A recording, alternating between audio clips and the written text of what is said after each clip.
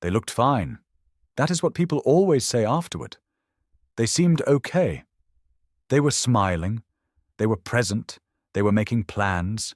And inside, somewhere underneath all of that functioning, something had gone quiet. Not sad. Sad has a texture. Sad has weight and tears and the recognizable shape of grief. This is different. This is the specific, particular condition of going through the motions of a life while something essential is absent, of performing the smile without feeling it, of nodding in conversations, laughing at the right moments, saying the right things, while watching it all from a slight distance as if it were happening to someone else. This is not dramatic. That is what makes it so dangerous. No one sees it. Often the person experiencing it is not entirely sure themselves. They know something is wrong. They cannot always say what. By the end of this, you'll understand exactly what is happening inside the mind of a person who smiles but feels nothing. The neuroscience behind it, the specific psychological mechanisms, and why this particular form of suffering is one of the most frequently missed, most frequently misunderstood, and most frequently underestimated presentations of serious psychological distress. There is a clinical term for what most people describe as smiling depression. It is not a formal diagnosis in itself, but the condition it describes, high-functioning depression, is one of the most commonly encountered patterns in clinical psychology and one of the most frequently missed by the people around the person experiencing it. High-functioning depression is depression that does not look like depression from the outside. The person maintains their job, meets their responsibilities, sustains their relationships, at least in their external form, continues doing the things that life requires. But internally, the core features of depression are present. Persistent low mood, reduced ability to experience pleasure, a sense of meaninglessness or emptiness that is present most of the time, fatigue that is not explained by physical exertion, a cognitive flattening, a reduction in the vividness and engagement of mental life, and something that is often the most defining characteristic of this presentation, the performance of emotional states that are not being felt, the smile that is produced because the situation calls for a smile, the enthusiasm manufactured because genuine enthusiasm has gone quiet, the engagement performed because the alternative, revealing the flatness underneath, feels impossible or unacceptable. The performance is not deliberate deception in any simple sense. It is often the result of a person doing the only thing they know how to do to maintain the functioning that their life requires. They learned, at some point, through experience of what happens when they don't perform, that the full truth of their internal state is not something the world can easily hold. And so, they hold it themselves. Alone. Inside a performance of being fine. Here is the neuroscience. The condition described as smiling depression or high-functioning depression involves a specific pattern of disruption in the brain's reward and motivation systems. The key neurochemical system is dopamine. Most people understand dopamine in the context of pleasure, the neurotransmitter that produces the feeling of reward and satisfaction. But dopamine's role is more precise than that. Dopamine is primarily a motivation signal. It drives the anticipation and pursuit of reward. It is what creates the sense that things are worth doing, that effort will lead to something that matters.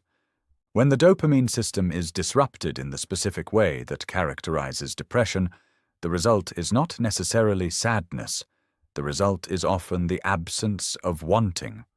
The clinical term for this is anhedonia, the reduced ability to experience pleasure or motivation from activities that previously provided them. In its mild form, anhedonia presents as flatness, a reduction in the vividness of positive experience. Things that used to matter mattering slightly less. Things that used to produce enjoyment producing less. In its more pronounced form, anhedonia presents as the specific condition being described here. A complete, functional disconnection between the actions of a life and the felt sense that those actions have meaning or produce anything worth having. The person continues the actions. They maintain the life. But the dopamine signal that would connect those actions to a felt sense of engagement, meaning, or reward has gone quiet. They are living in a world where nothing quite lands. Here is the specific mechanism behind the smile. It involves the distinction between two types of emotional expression. Researchers call them felt expressions and social expressions. A felt expression is the spontaneous, authentic expression of an emotional state actually being experienced. The genuine smile that engages the orbicularis oculi muscle around the eye, what researchers call the Duchenne smile, as well as the zygomaticus major muscle that pulls the corner of the mouth upward. A social expression is the learned, voluntary production of the appearance of an emotional state without the corresponding internal experience. The performance of a smile, the production of the visual cues associated with positive emotion in the absence of the emotion itself. Research by psychologist Paul Ekman, who spent decades studying facial expressions, documented the distinction with precision. The genuine smile and the performed smile use the same muscles to a casual observer, but they are generated by different neural systems and reveal different signatures in the timing and symmetry of the expression. Most people produce both types of expression regularly. The social smile, the performance of warmth in a professional setting, the expression of gratitude at a party you are attending obligatorily, is normal, universal, an ordinary part of navigating social life. What distinguishes the person described in this video is the extent to which the social expression has become the primary mode. When genuine felt expression is no longer available, when the internal states that would generate it have gone quiet, social expression takes over completely. The performance runs without the experience it was designed to express. And the person learns to produce it so automatically, so fluently, that they sometimes lose track of where the performance ends and the actual experience might begin. Here is the psychological mechanism that most frequently produces this pattern. It is not a random event. It develops through a specific set of experiences and learned responses. Research on emotional suppression and its long-term effects, including work by James Gross at Stanford and Bessel van der Kolk on trauma and the body, has found a consistent pathway. A person encounters an environment where the expression of genuine emotional distress produces negative consequences. Perhaps the distress makes other people uncomfortable. Perhaps it leads to dismissal or minimization. Perhaps it results in punishment or withdrawal of support. Perhaps it simply teaches, through repeated experience, that expressing how you actually feel does not help and may make things worse. The person learns to manage, to contain, to present the acceptable version of themselves while holding the unacceptable version internally. This containment, initially a strategy for navigating a specific difficult environment, can become the default mode. The person no longer knows how to present themselves as they actually are, because doing so has been, historically, associated with outcomes they could not afford. And then a specific thing happens that researchers have documented with unusual clarity. The suppression begins to affect the internal experience itself. Not immediately. Over time. The continued performance of states not being felt. The repeated production of smiles over emptiness, of engagement over flatness, of enthusiasm over the absence of it, progressively reduces the capacity to identify and experience the genuine states that were being masked. James Gross's research on expressive suppression found that chronic suppression does not simply reduce the expression of emotion. It disrupts the processing of emotion. The person who has spent years not showing what they feel gradually loses access to what they feel. The internal state that the performance was designed to conceal becomes less distinct, less available, less separable from the performance itself. They no longer know if they are performing because they feel nothing, or not feeling because they have been performing for so long. Here is the dimension of this that most people who experience it have never been told. The management itself is exhausting. Research on the cognitive load of emotional suppression has found that the maintenance of a performed emotional state, the continuous work of presenting differently from how one actually feels, is metabolically and cognitively costly.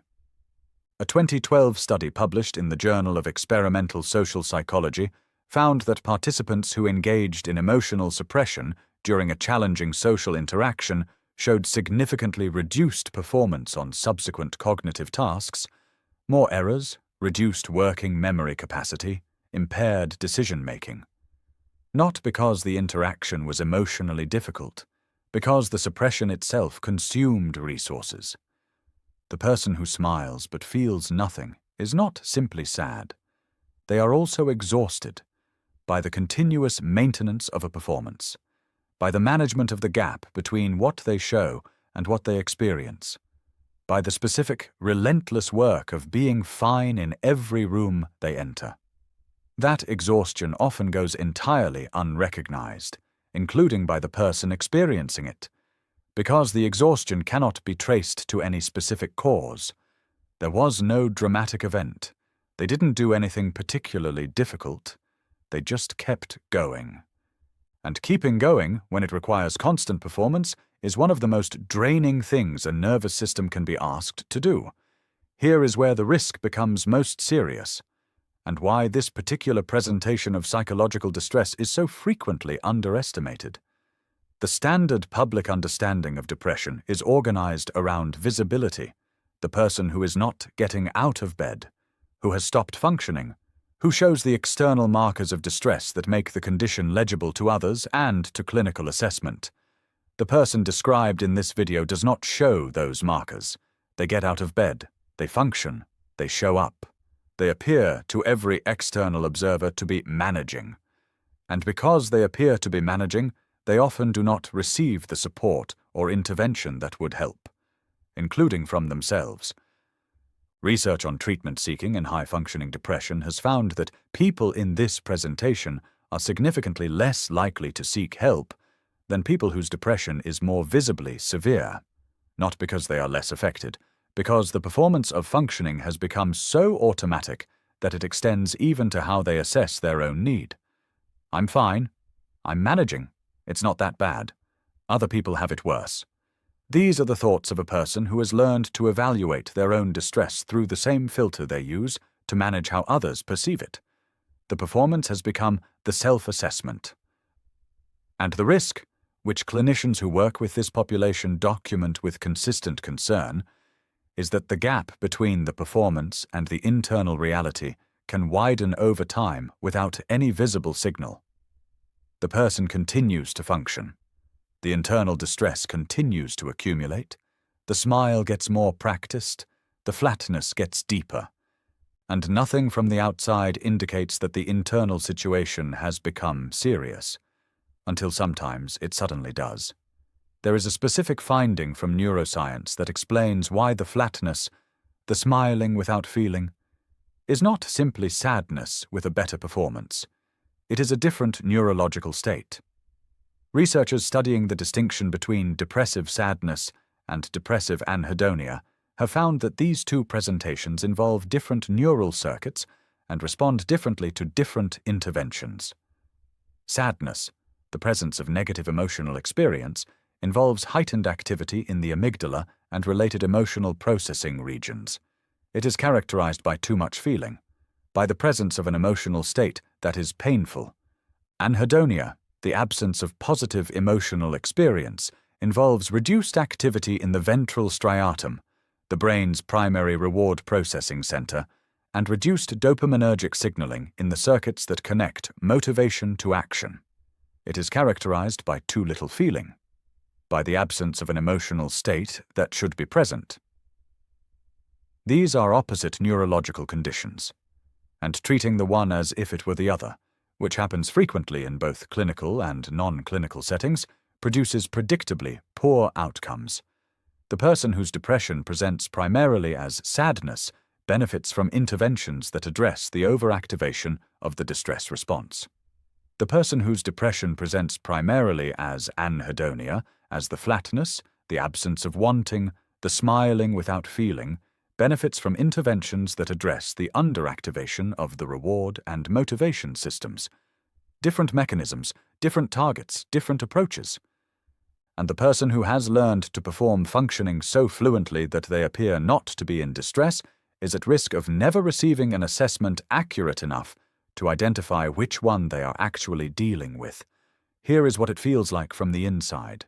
Not in clinical language, in the language of people who have tried to describe it. Like watching your own life through glass. Like performing the role of yourself in a production you can no longer quite remember why you are in. Like going through the motions of caring about things that have stopped registering as things worth caring about. Like being present in every room while not quite being there.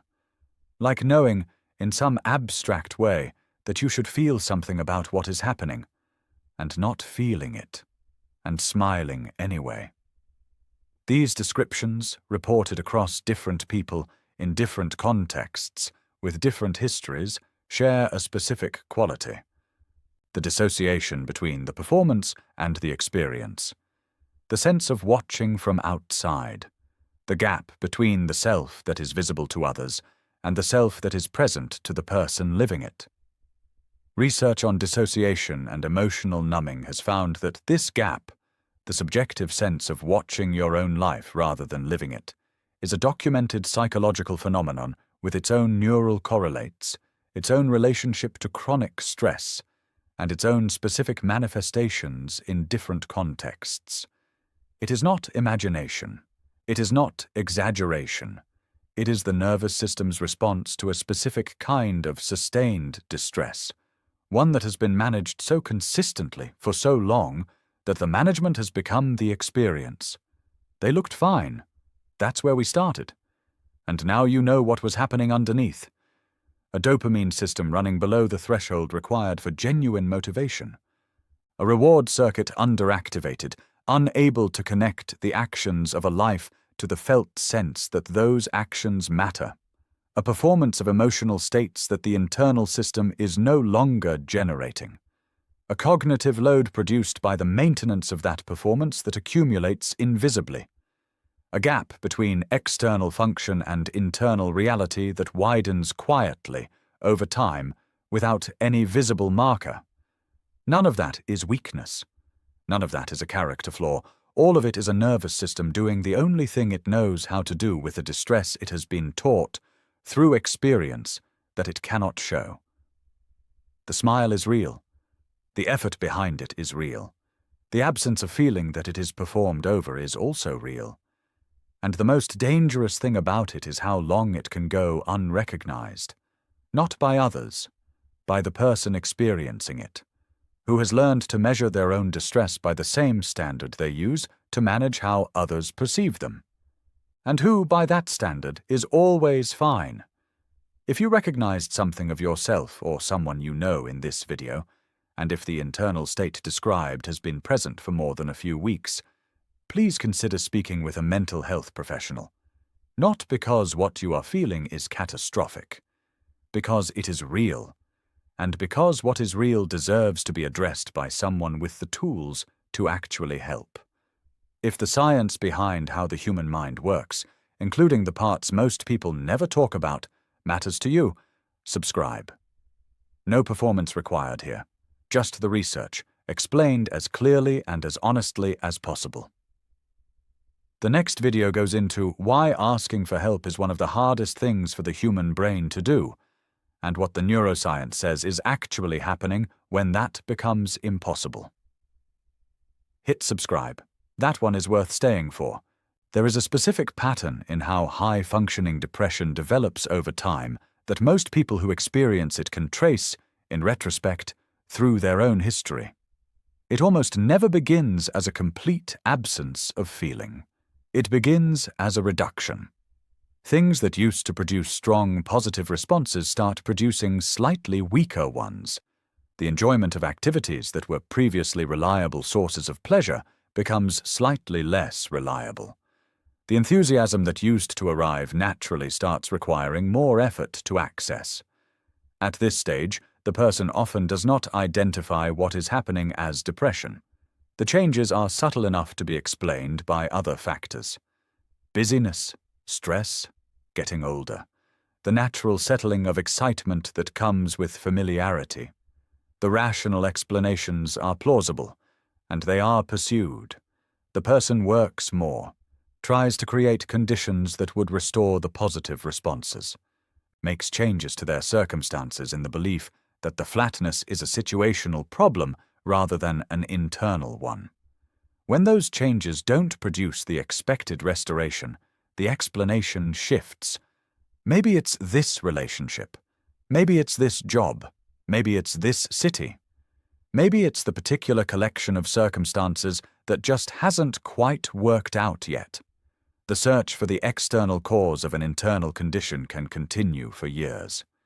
Meanwhile, the gap between the performance and the internal reality widens, more automaticity in the social presentation, more practiced fluency in producing the expected expressions, more distance between the self that is visible and the self that is present, and more confusion, sometimes, about whether anything is actually wrong at all, because the functioning continues, the performance is convincing, and the person's own assessment of their state is being filtered through the performance they have become so good at maintaining. Research by psychologist Jonathan Rottenberg at the University of South Florida, studying what he calls the depths of depression, found a consistent pattern in people with persistent anhedonic depression. They consistently underreported the severity of their internal state when asked to assess it from their current perspective. Not because they were lying. Because their internal access to their own distress had been partially blocked by the same suppression mechanisms that were blocking its expression. The performance was not just external, it had become partly internal. The person had, in some functional sense, begun to perform for themselves. There is one more finding that deserves direct attention before this ends. It concerns what actually helps. Not in a comprehensive clinical sense that requires individual assessment by a professional, but in the specific sense of what the research identifies as first steps for a person who recognizes themselves in what has been described here. The first and most consistently documented finding is that naming the experience changes it, not dramatically, not immediately, but measurably. Research by psychologist Matthew Lieberman at UCLA found that the act of labeling an emotional state, putting it into words, even privately, reduces the activation of the amygdala and the broader distress response associated with that state. The act of saying, even internally, this is what is happening. This is high-functioning depression. This is anhedonia.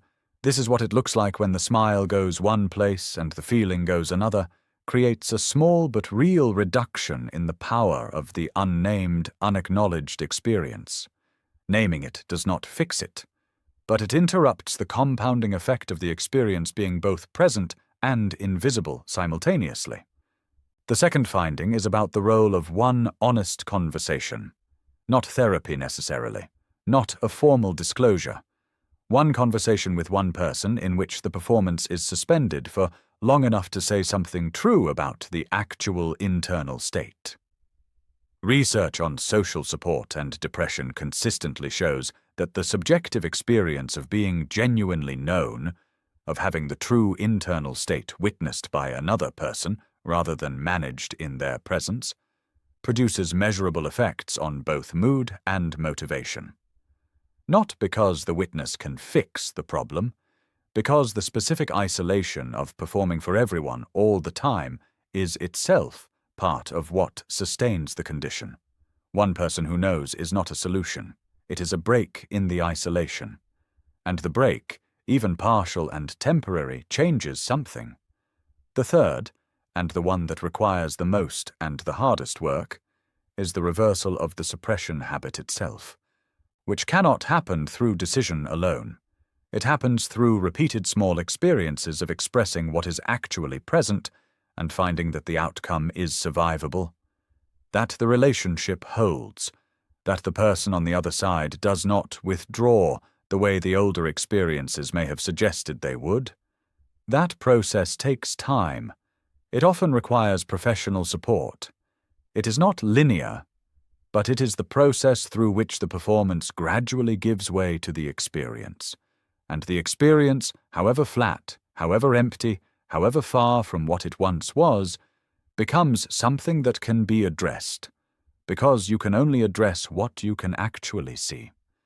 And for the person who smiles but feels nothing, the most important first step is allowing themselves to see it.